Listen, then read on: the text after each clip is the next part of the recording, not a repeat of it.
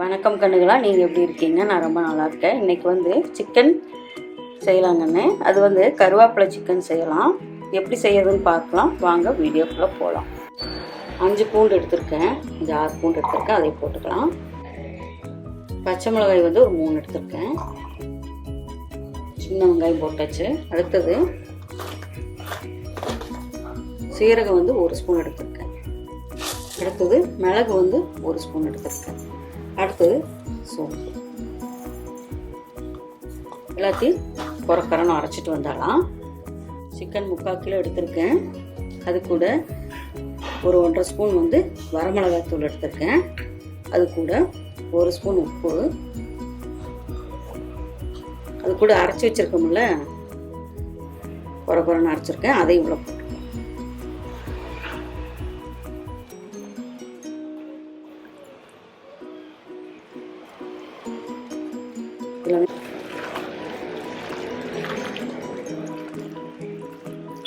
நல்லா பரட்டி வச்சிடலாம்.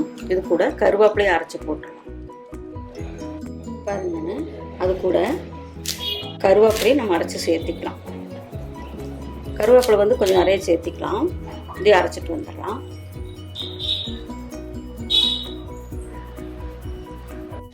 பாருங்க, கருவேப்பிலையும் அரைச்சிட்டு வந்துட்டேன். அதை உள்ள போட்டு கலக்கிடலாம். கூட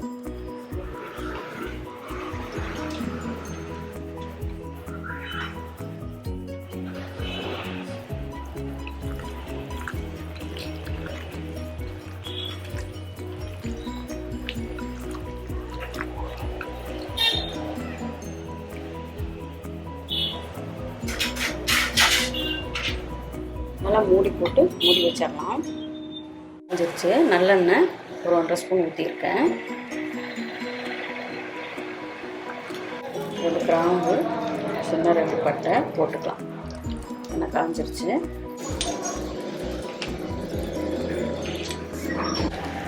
பாருங்க, வெள்ளைப்பூண்டு உரிச்சு வச்சிருக்கேன், அதையும் போட்டுக்கலாம். அது கூட சின்ன வெங்காயம் பொரிச்சு வச்சிருக்கேன் முழுசு, அதையும் போட்டுக்கலாம். அது கூட கருவேப்பிலை நல்லா வாங்கிட்டோம்.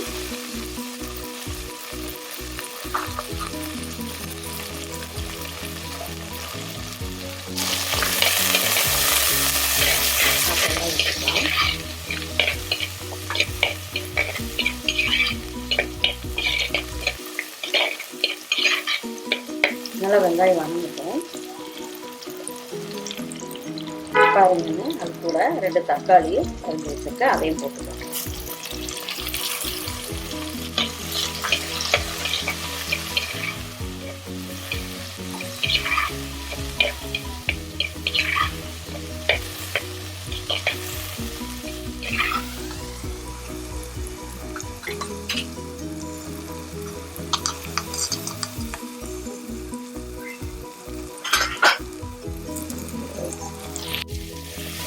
பாருங்க, எல்லாமே நல்லா வணங்கிடுச்சு.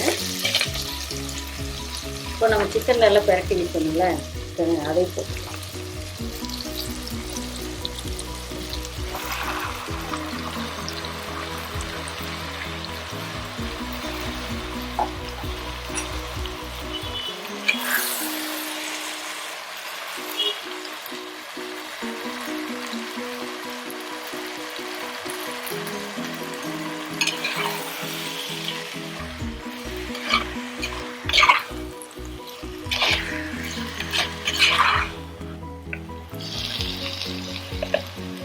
எல்லாமே போட்டாச்சு.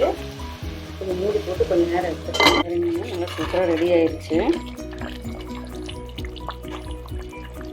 இந்த டைம் வந்து கொத்தமல்லி தழை போட்டு இறக்கிடலாம். அப்படியே ஒரு கிளறி போட்டு அப்படியே மூடி வச்சிருங்க.